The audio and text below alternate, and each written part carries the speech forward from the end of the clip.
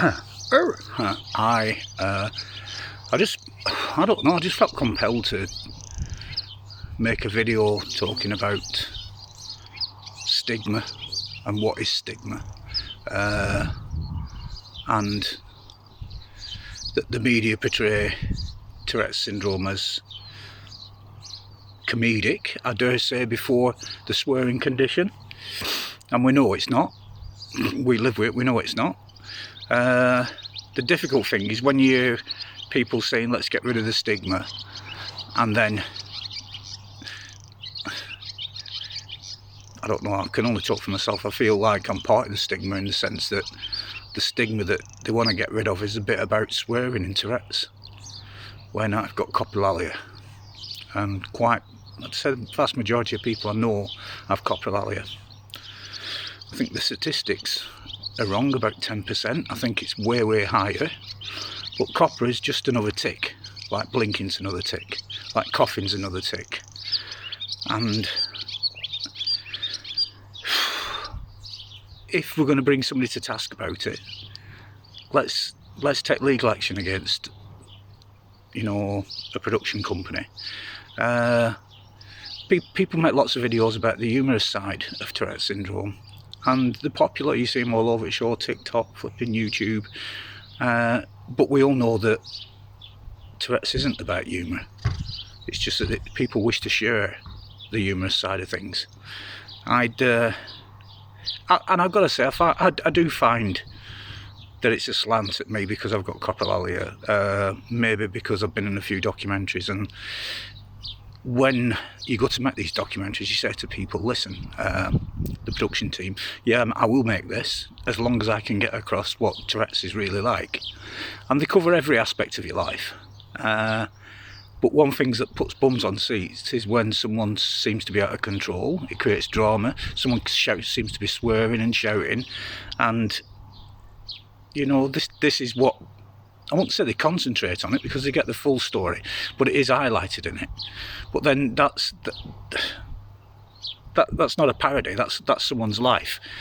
In movies, on stage, comedians, they take the piss out of, sorry for that wasn't a tip by the way, that was swearing. They take the mickey out of Tourette's by talking about blurting things out, saying things when they shouldn't. And see, that stigma's not a lie, because coprolalia is a tic. The biggest stigma going, and the most dangerous stigma going, I think, is a stigma that Tourette syndrome's rare. Right? Now, just think about that for a second, that we're living with a condition. There's no support. There's no proper pathways to diagnosis. And there's no support, not much support in school. We're offered heavy sedative medication, dopamine suppressants, and I think the most dangerous stigma at all is the fact that they think it's a rare condition when it's not a rare condition. So let's work at getting rid of that stigma, because I think that's the most dangerous one there. And I think we're doing pretty good when we're talking to people and they say, oh, you've not got Tourette's because you don't swear. And you say, well, actually, I've not got that tic. I've got another tic. I've got leg drop tics, which confine me to a wheelchair, or I've got shoulder tics, which make, you know, we're all different. We've all got different tics. Not one tic is the same as the other. And I just think sometimes certain things have a tendency to divide us.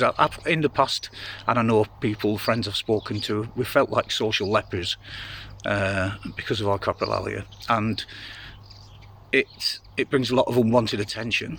You know, I've got eye blinking tics, I've got neck tics, I've got many tics, and the coprolalia does bring more unwanted attention. So it's not like it's a glorious lifestyle having coprolalia, because it's not.